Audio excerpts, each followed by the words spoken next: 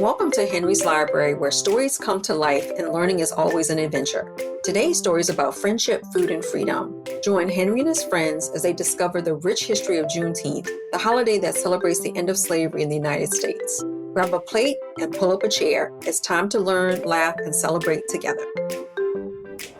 All of Henry's friends and family had gathered on this very special day. Henry had the fun job of greeting the wonderful people he and his family had gotten to know over the years. When his friends Vanessa, Eric, and Marcus arrived, Henry's mom took over the greeting duties. Vanessa pointed toward the buffet. "Let's go find out more about it." Marcus perked up. "Oh, Mrs. Simon, I bet she'll know everything. Let's go."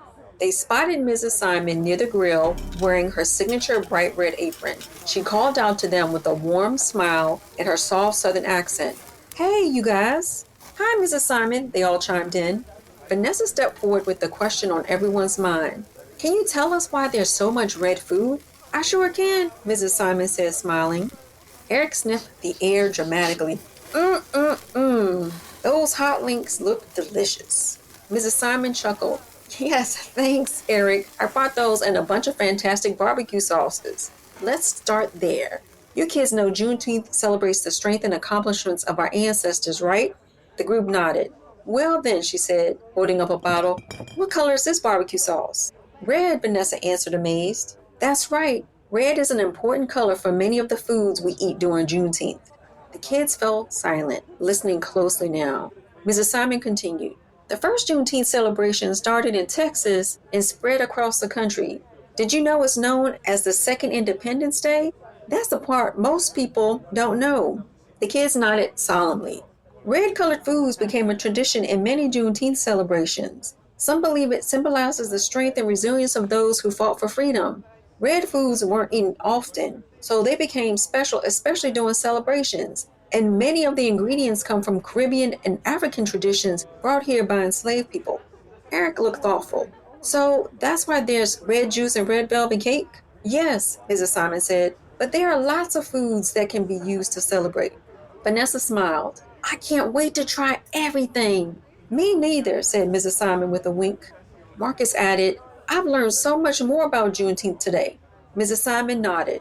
"And another important tradition is barbecuing. Cooking outdoors brought communities together. The sauces like this one are often red, continuing the tradition." "Wow," said Henry. "Coming together and sharing a meal is one of the ways we celebrate this holiday." The kids followed Mrs. Simon into the house to help bring out more food.